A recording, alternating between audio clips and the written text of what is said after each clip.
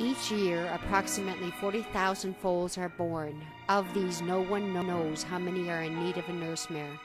However, it is probable that thousands of nurse mare foals are born each year in order that their mother can nurse one of the elite foals.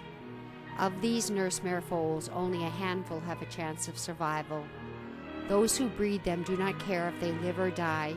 These small, innocent animals are a necessary byproduct and less important than the dirt beneath the feet of the breeders. It's big business to rent the mother of these foals so her milk can feed the foal of a high-dollar mare. Last Chance Corral alone rescues approximately 200 foals a year, and they are only one rescue. But without them and others like them, even these precious babies would face certain death. They are the dedicated men and women who devote their time, energy, and money to save as many as they can, and still far too many do not make it.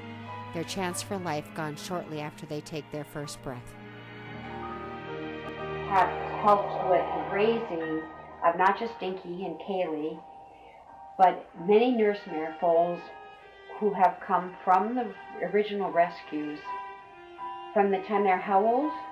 Could be hours to days, or and it's not just other rescues. We've gotten them straight from the farm. You've got them straight from the farms also? Later on, yes, we started out with Last Chance, but then we branched out further, going directly to the source, which, you know, is a little precarious. You have to be careful. They don't want people to know what they're doing. So you have to kind of gently convince them that, hey, you're going to make a little money off this. We'll give you a little money towards taking one of these or several of these home. So you're turning it into a positive for them rather than a negative that they have to feed them.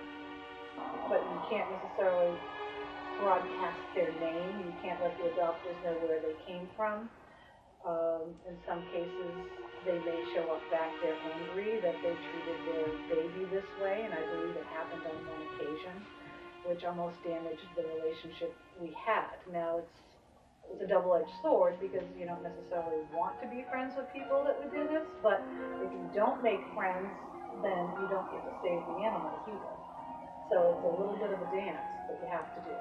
And there's been cases you told me that you had to tube feed baby Jimmy.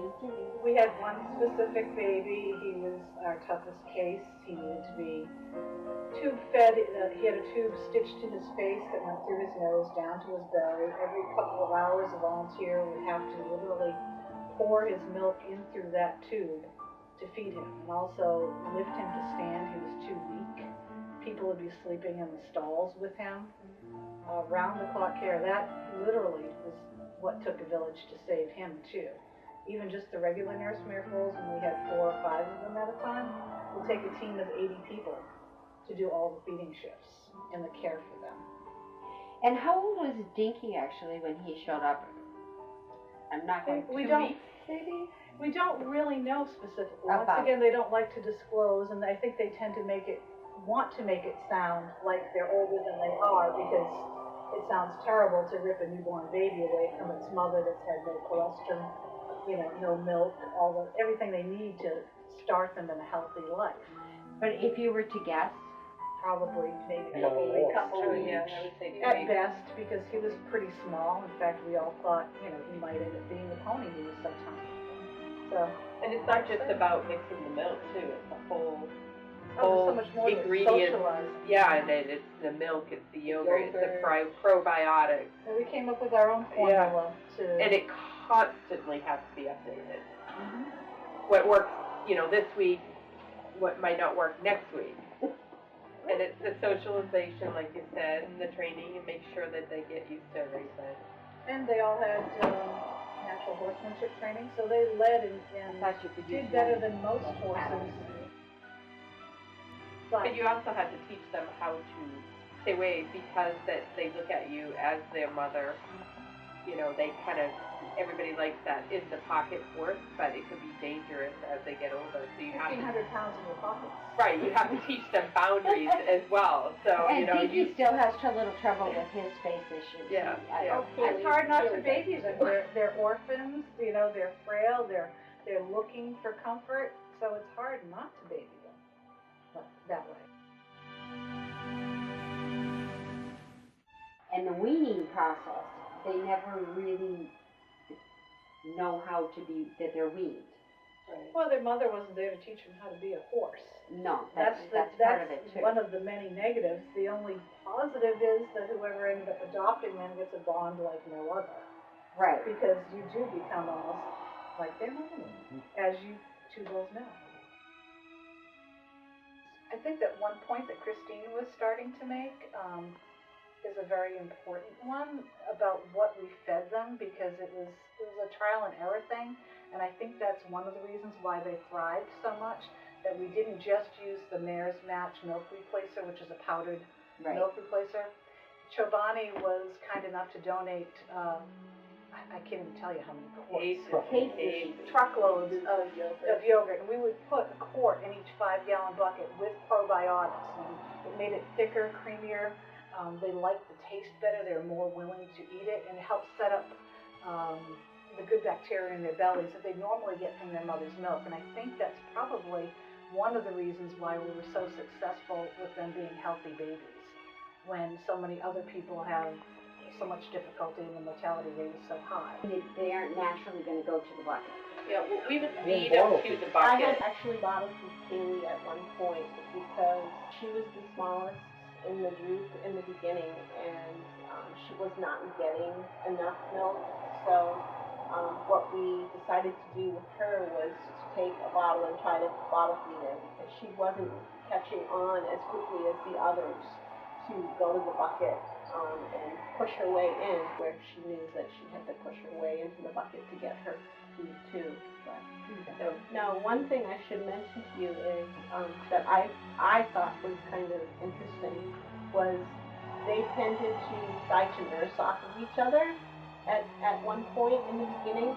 I would find Kaylee a lot of times underneath one of the other Nurse Mare Foals trying to suckle, and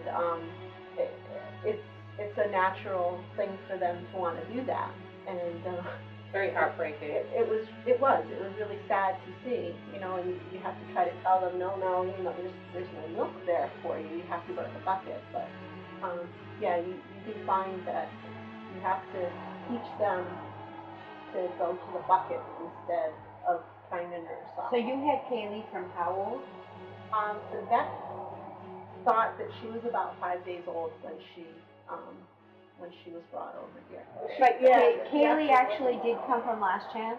She did come from Last Chance. I actually handpicked her off of their website when Christine approached me on their work. And Lucky, where did Lucky come from?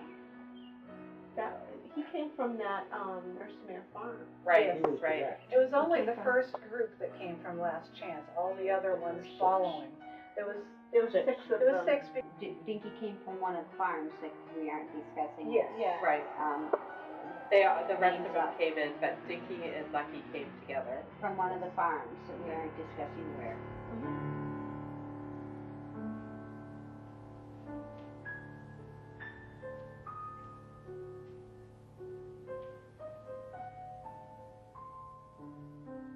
Honestly, I don't even know where it was. It was pretty much kept I don't secret, so that I don't think it was ever it disclosed. was upstate New York. That's all I know.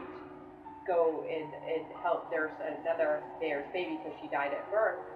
It's still the fact of where is her baby, and a horse can nurse too.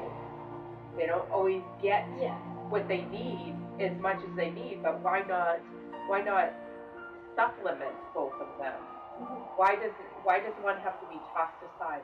Why can't that nurse mare take care of both of them and then mix the nurse mare's match and the yogurt, the probiotics, and supplement the two of them? Mare is a breeding machine. Does the bloodline make the horse, or the chance to grow and have a loving and healthy life?